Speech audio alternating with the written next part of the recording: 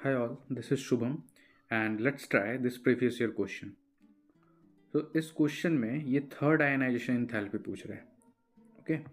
सो मैंने क्या किया है कि अब क्वेश्चन तो रिपीट होने का चांस बहुत कम है. ये भी हो सकता है कि अगले साल ऑप्शंस कुछ और मिल जाए, है ना. सो मैंने स्कैंडियम से जिंक तक सारे एलिमेंट्स को इंक्लूड किया for third ionisation enthalpy. So देखते कैसे निकाल सकते हैं अपन. So we do know scandium, titanium, vanadium, chromium, manganese, iron, cobalt, nickel, copper and zinc. And let's write down its electronic configuration. So अपने को पता है कि स्कैंडियम का जो इलेक्ट्रॉनिक कॉन्फ़िगरेशन होता है it is argon 4s2 3d1. So अपन क्या करेंगे, ये आर्गन को एलिमिनेट कर देंगे और 4s और 3d के फॉर्म में सारे कॉन्फ़िगरेशंस को लिखेंगे so that things become easy to evaluate. So 4s2 3d1, 4s2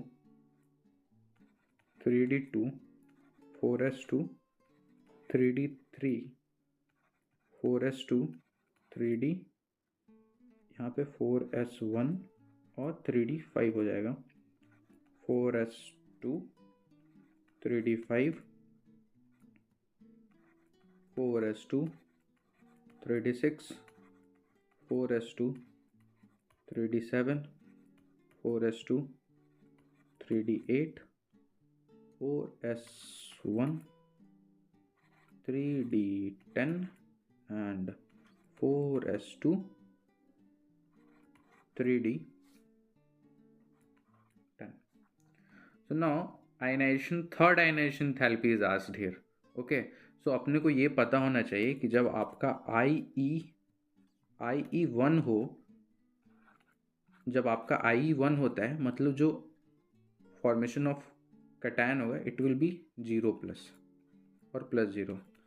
IE2 पे होता है +1 और IE3 पे होता है +2. स्टूडेंट बहुत टाइम कंफ्यूज हो जाते हैं इसलिए मैं इधर साइड में लिख दिया. ओके.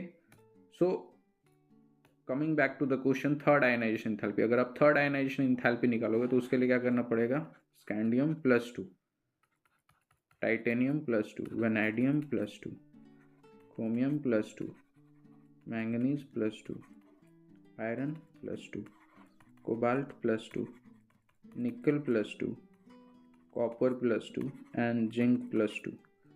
तो ये क्या हो जाएगा, ये हो जाएगा आपका 3d1. क्यों? क्योंकि जब भी आप इलेक्ट्रॉन निकालते हो या एक्साइटेशन करते हो या रिमूवल ऑफ इलेक्ट्रॉन करते हो तो it will be from the outermost shell, जिसका प्रिंसिपल क्वांटम नंबर ज़्यादा होगा वहाँ से निकालेंगे. तो यहाँ पे सारे के सारे में 4s है तो यहाँ से इलेक्ट्रॉन निकलेगा हमारा. Okay. So it will be then 3d2, 3d3, 3d4, 3d5, 3d6, 3d7, 3d8, 3d9 and this will be 3d10.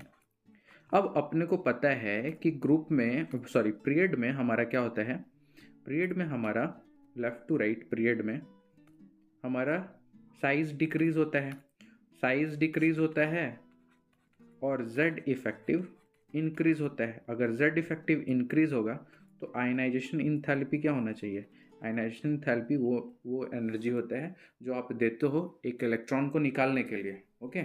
सो ये क्या होगा, ये इंक्रीज होगा. मतलब क्या है, from here to here our trend will increase, मतलब हमारा जो है इंक्रीजिंग ऑर्डर आने वाला है. ओके. बट यहाँ ध्यान से देखो तो इस मैंगनीज के केस में क्या होगा, ये एक यूनिट से शिफ्ट करेगा.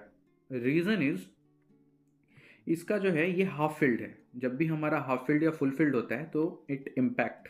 ओके. और क्योंकि ये हाफ फील्ड है तो यहाँ से इलेक्ट्रॉन निकालना इज़ नॉट दैट इजी. ठीक है, ज़्यादा एनर्जी देना पड़ेगा और इसलिए इसका जो ionisation enthalpy, third ionisation enthalpy होगा वो आयरन 2+ से ज़्यादा होगा. Okay. Means the order will be scandium 2+ less than titanium 2+, less than vanadium 2+, less than chromium 2+, less than, इस तरह से चेंज कर देंगे ऑर्डर को.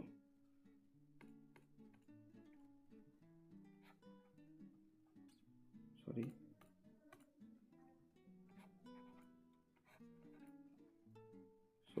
Fe+2, Mn+2, then CO+2, Ni+2, Cu+2 and Zn+2. सो ये है हमारा IE3 का ऑर्डर. ओके, ये पूछ क्या रहा है, ये it is asking for iron, chromium, manganese and vanadium. तो अब देख लेंगे किसका ज़्यादा है ये तीनों में से. सो हमारा ये ऑर्डर है और ये सब में मैंगनीज का ज़्यादा है. So answer will be B. Hope it is helpful for you. Thank you.